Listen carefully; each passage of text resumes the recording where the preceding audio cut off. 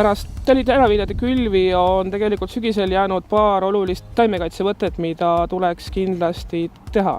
Esimene neist on umbrohutõrje, et on väga oluline, et tegelikult ka juba sügisel saaks vili piisavalt konkurentsivabalt põllul nagu kasvada ja et tal oleks piisavalt niiskust ja valgust.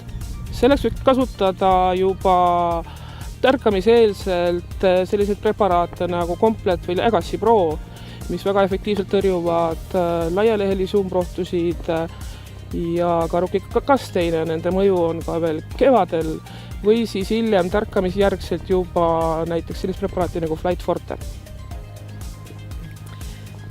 Kasuks tuleb, kui herbitsiididele lisada paagisegusse jälle aminohapetega vedelväetist, ruuterit ja tärkamise eel parandab ruuter mulla herbitsiidi mulla mõju ja ka muudab selle mõju pikemaajaliseks.